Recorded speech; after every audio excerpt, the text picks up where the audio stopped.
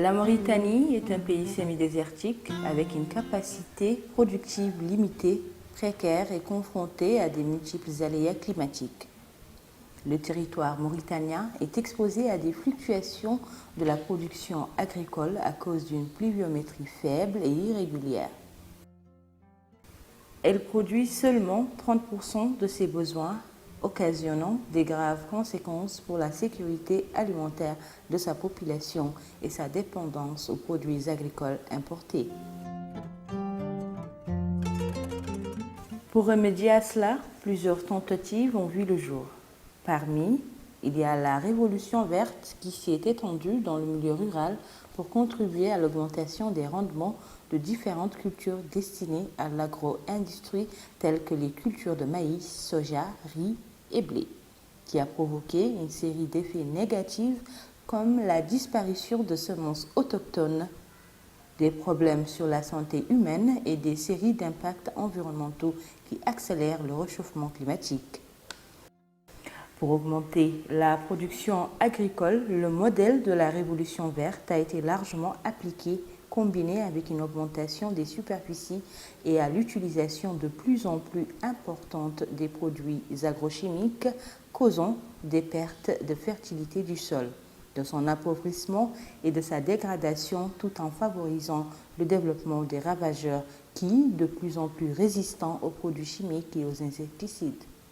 Ce modèle actuel, ajouté à l'augmentation de la population, met en danger les écosystèmes et leur capacité à alimenter la population mauritanienne. Au Trarza, dans le sud-ouest de la Mauritanie, les techniques et principes agroécologiques sont en train de se développer petit à petit, surtout au niveau de la production horticole. Les producteurs s'adaptent à ce comportement plus responsable à l'environnement et au social. C'est dans ce sens que l'association mauritanienne pour l'autodéveloppement AMAD et SERAI ont initié et mis en œuvre le projet Amélioration des pratiques et diffusion de l'horticulture agroécologique dans les exploitations familiales et des communautés de 4 communes de la wilaya du Trarza, à savoir la commune de Rosso, de Jedr Mohgen, de Tekan et de Lixeba 2. Ce projet est financé par la mairie de Saragosse pour une durée d'1 année. Le projet vient consolider les acquis des projets antérieurs dont l'objectif est de promouvoir l'agroécologie en Mauritanie, plus particulièrement dans des zones agropastorales par excellence, en proposant des actions concrètes pour répondre aux besoins des petits producteurs par le biais du renforcement des capacités des agents de développement agricole, les ADA. La méthodologie paysan-paysan, la constitution du comité communal de l'agroécologie, des leaders locaux et des personnes influentes. projet o heddina men ko batte formation ji kadi min dañi hen nafoore hewde surtout banggue ɗi fof par ce que min batti remde minen ganda man min puɗɗi e man min gasni minen gandi kadi kamin péri nder campagne amen ha gasa dal gestion et économique fof min ɓe formi amen e on banggue to on banggue fof minen jogui humpir mum hannde min batti kadi wadde nder ndema men joni taw ko ndem ganduɗa ko hoorema ko ndem sa ari ene mbawi toddem carnet de visite gara ƴeewa ganda ko woni e guesa ba manda fuɗɗo e manda worto e ɗaɓe yarte ko foti woni ne employé ɗum ɗo foof grâce ha kamɓe par ce que minen min garan tan cooda awdi cooda gasoil a teskaki hen haydara campagne ma a anda beel ka gagniɗo beel ka pertuɗo hande noon e oɗo saaha joni min dañi fiche uji aɗa jogui fiche on codirta aɗa jogui fiche ɗo stockta aɗa andi bon commande jalto aɗa andi ko narata donc firti ko minen mbiyata ko keɓe mbaɗani men ko abdan o yebde. En plus des actions d'accompagnement, de sensibilisation, de formation et de renforcement des capacités, la richesse de ce projet se manifeste dans la volonté d'assurer une communication autour des résultats et des actions mises en œuvre par le projet. 3 résultats ont été fixés au départ du projet, à savoir le renforcement de capacités productives agroécologiques du point de vue paysan-paysan, l'application de la méthodologie paysan à paysan dans les communautés et la sensibilisation de la population locale sur la production et la consommation des produits locaux en vue de parvenir à la souveraineté alimentaire.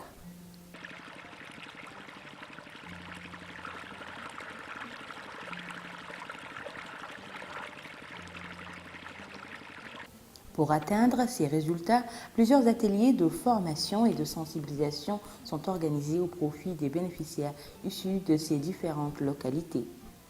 Parmi ces activités, certaines sont réalisées par des consultants expatriés d'origine espagnole qui présentent des expériences prononcées sur l'agroécologie.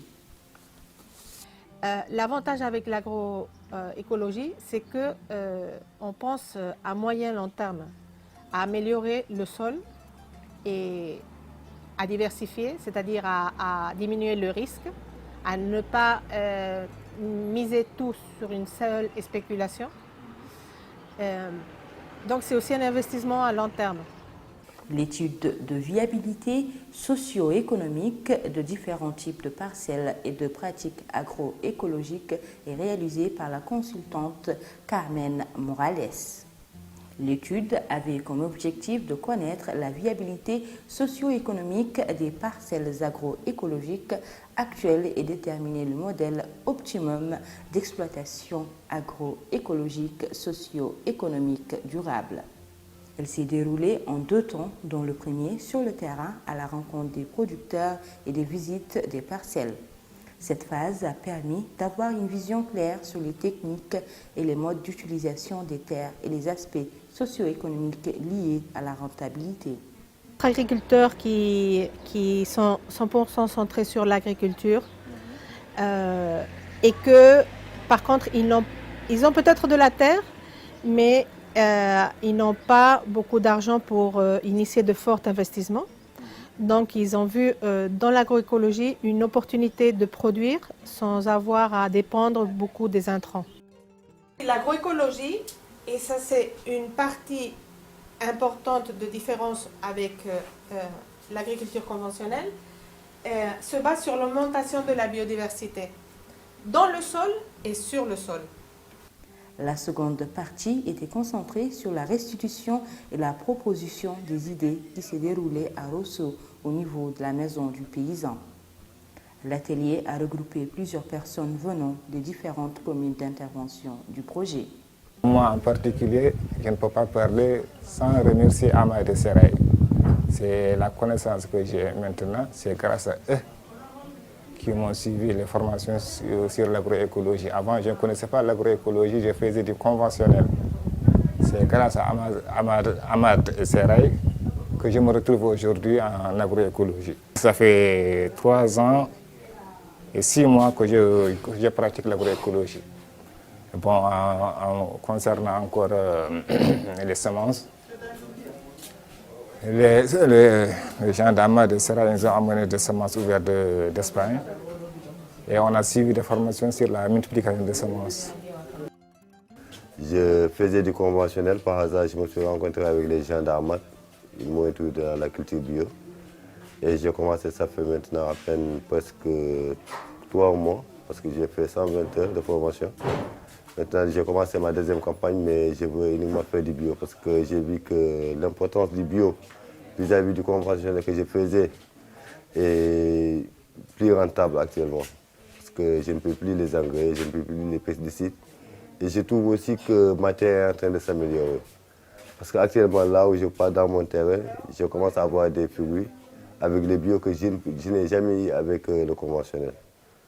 Et aussi, point de vue financier, j'ai constaté que ce que j'ai dépensé en faisant le conventionnel, je sais que je peux m'en sortir facilement parce que le coût de ma production maintenant a forcément diminué. Parce que moi, j'ai dépensé, avec les 2 hectares que j'avais, j'ai dépensé un montant de 140 000 gouyas par tranche d'engrais. Et aussi, j'ai constaté un autre avantage là-dedans, parce que avec la biodiversité, cette année j'ai une rupture d'eau. Et je sais que si c'était le conventionnel, j'allais avoir des problèmes. Parce que j'avais du chou, j'avais des girolmos, de l'aubergine. Mais lorsque j'ai eu la rupture d'eau, j'ai perdu les girolmos, j'ai perdu le chou, mais l'aubergine actuellement est là-bas en train de produire jusqu'à présent. Ce qui veut dire que ça m'a permis au moins de conserver quelque chose dans mon champ et de pouvoir continuer ma campagne. Mais avec les bio, quand même, je crois que c'est mieux que tout. La constitution du comité agroécologique d'appui communal est l'une des activités phares du projet qui met en place la méthodologie paysan-paysan et l'agroécologie au sens large. La méthodologie paysan-paysan accorde de l'importance à l'organisation sociale des communautés. Dans ce sens, il est important pour assurer la circulation de l'information, la participation de membres de la communauté et que les principes diffusés soient connus et acceptés, impliquer la communauté et de manière plus spécifique aux leaders locaux. L'avantage sur la formation paysan-paysan, c'est très important. Avoir une connaissance et rester fermé avec ses connaissances, ce n'est pas une connaissance. C'est ce qu'on appelle la transfert de connaissances. En agroécologie, il faut faire toujours la transfert de connaissances. كنا نستعمل اللالي عنقرة المواد الكيماوية مساعة رجعوا نعد نستعمل اللالي المواد الطبيعية ورأينا نتيجتهم قاع ما نقدروا نحصوها به اللي نحن كنا نشرو شيء وبرك ما تاني نشرو عندنا نعدلوه نقبضوه من الصدار اللي عندنا نعدلوه. Bon, les formations de paysans, c'est très important parce que c'est d'enlever le paysan de l'agriculture conventionnelle à l'agroécologie. Mais c'est une chose qui doit aller en douce aussi. Et primo, c'est d'aller faire des visites. Après lui aussi, les paysans aussi vont venir aussi faire des visites chez toi et voir ce que tu vas faire par rapport à ce qu'ils vont faire. Bon, il y a beaucoup de personnes qui pensent que sans les produits chimiques, rien ne peut marcher.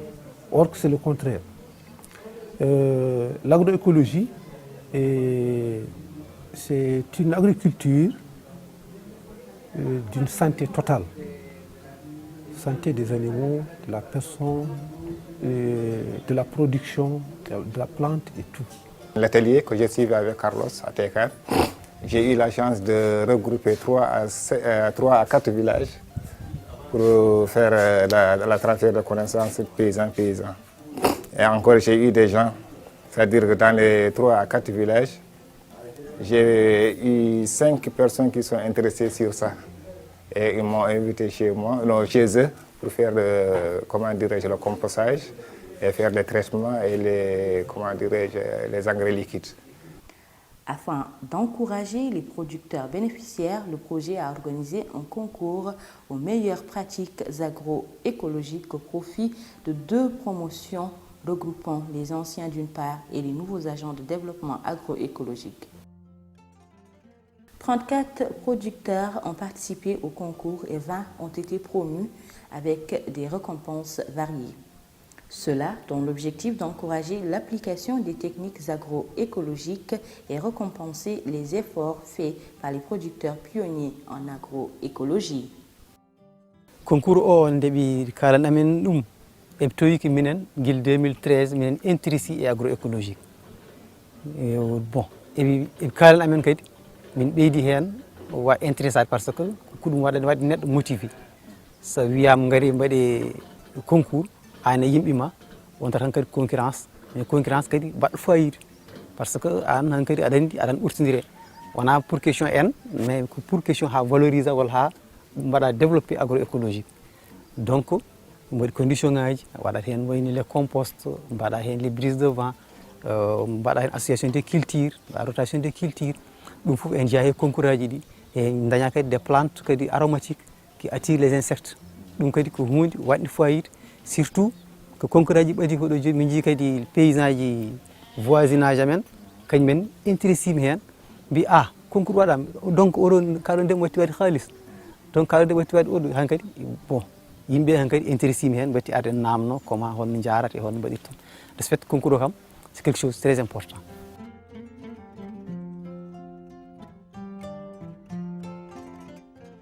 Également, plus de 100 élèves et des enseignants issus de 5 écoles des différentes communes d'intervention du projet ont bénéficié des séances de sensibilisation sur la souveraineté alimentaire, le droit à l'alimentation et la promotion à la consommation locale. Des spots publicitaires ont été également enregistrés en partenariat avec la radio rurale de Rosso. Elle a permis de contribuer à la propagation des informations à une plus grande échelle à la population sur la souveraineté alimentaire, la consommation locale, l'agroécologie et les activités du projet de manière générale. À terme, le projet a intervenu dans plus de 24 villages repartis dans les 4 communes pour plus de 154 producteurs touchés directement, dont 79 femmes.